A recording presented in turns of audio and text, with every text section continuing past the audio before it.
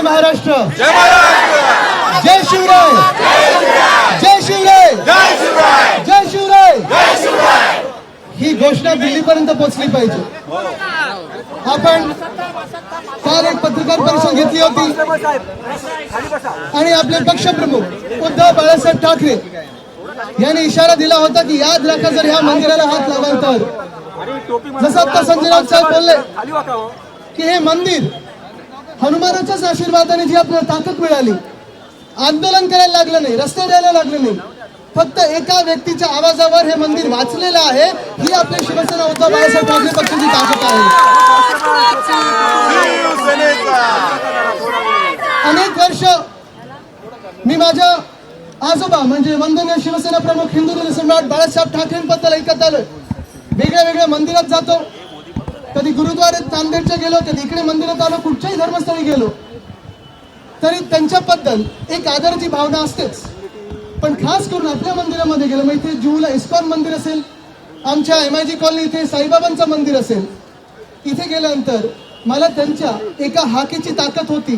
ती सतत तिकडचे सगळे पुजारी असतील, ट्रस्टी असतील सांगत असतात की आमचं मंदिर वाचलं ते एका व्यक्तीमुळे वाचलं, ते म्हणजे शिवसेना प्रमुख बाळासाहेब ठाकरे.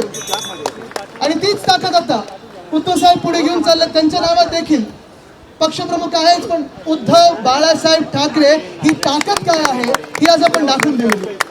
आणि ती ताकद दाखवून देत असताना अजून एक दाखवलेलं आहे की आपल्या धर्माचा प्रचार करत असताना, आपल्या धर्माचा पुरस्कार करत असताना दुसऱ्या धर्माचा तिरस्कार करण्याची गरज नसते, दुसऱ्यांवर चालून जाण्याची गरज नसते.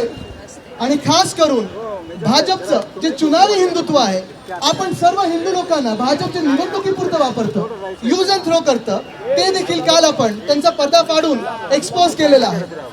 वाराणसीमध्ये मी स्वतः गेलेलो, मी आणि आई आम्ही दर्शनाला गेलो होतो, लोकसभेच्या निवडणुकीच्या आधी गेलो होतो.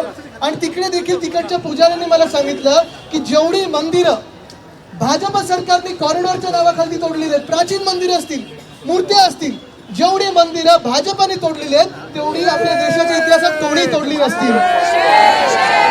जुनी जुनी प्राचीन मूर्त्या तोडलेल्या आहेत, स्टोन कटाती तोडलेल्या आहेत. तिकडे कुठच्याही तुम्ही घरात जा, मूर्त्या होत्या त्या तोडल्यात का? त्यांना कॉरिडॉर घ्यायचं होतं. अयोध्येचं मंदिर झाल्यानंतर, हो इथे आपण जय श्रीराम, जय सियाराम, जय शिवराय ह्या घोषणा दिल्यानंतर त्यावेळी देखील आपण अयोध्येला गेलो होतो आणि सांगितलं होतं पहिले मंदिर फिर सरकार. तिथे त्यांचं सरकार बसलं. आपल्या हाक्यामुळे सुप्रीम कोर्टाने देखील निर्णय दिला. पण त्यानंतर आपण पाहिलं असेल, जे मंदिरच्या अवतीभवती ज्या ट्रस्टनी जागा घेतलेली आहे त्या जागा सगळ्या विकल्या कोणाला? तर लोधायांना विकल्या, बिल्डरांना विकल्या. आणि तेच लोढा बिल्डर काही कार सेवकांना मोफत घर देणार आहेत? आज इथे येऊन गेले, ते असतील अनेक लोक इथे भाजपाचे येऊन गेले, नाटकं करून गेली. खरं पाहायला गेलं तर रेल्वे कोणाचं खातं आहे? भाजपचं. केंद्र सरकार कोणाचं आहे? भाजपचं. नोटीस कोणी दिली? भाजपने. आणि नाटकं कोण करायला आले होते?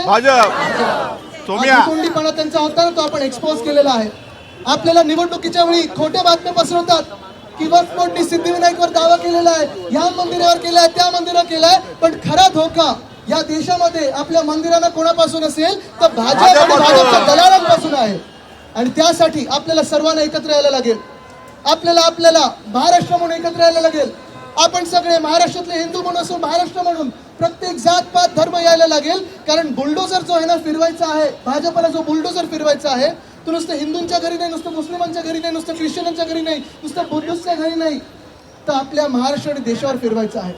आज मी त्या भाजपला इशारा देत आहे, आमच्या महाराष्ट्रात तुम्ही EVM मुळे जिंकलेला आहात, जनतेचा तुम्हाला कौल नाही, पाठिंबा नाहीये.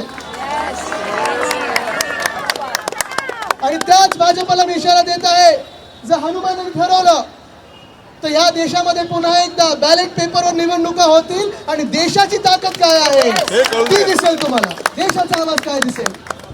आज आमची जर छाती फाडली, जसं श्री हनुमानाची छाती फाडली, तेव्हा तुम्हाला बघितलं होतं राम लक्ष्मण सीता होता. आज या देशात आमची जर छाती फाडून पाहिला तर आमच्या छातीमध्ये या देशाचं संविधान आहे, या देशाचा नागरिक आणि हा देश आहे. हेच आम्ही सांगत आहोत. उगाच आमच्या मंदिरांवर येऊ नका, उगाच आमच्या महाराष्ट्रावर येऊ नका. जी काही सत्ता तुम्ही काबीज केली असेल,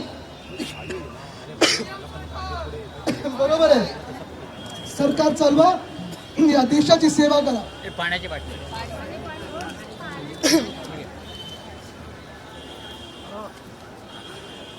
थोडं ठेवा, भाजपसाठी लागणार काय काय. मी आज एवढंच सांगतो, मी सगळ्यांना आभार मानतो आपल्या सर्वांचे. आणि जेव्हा जेव्हा या महाराष्ट्रासाठी गरज लागेल, आपल्याला रस्त्यावर उतरायला लागेल, लढायला लागेल आणि जिंकायलाच लागेल. तयार आहात? जय जय जय जय जय भवानी, जय हिंद, जय महाराष्ट्र, वंदे मातरम.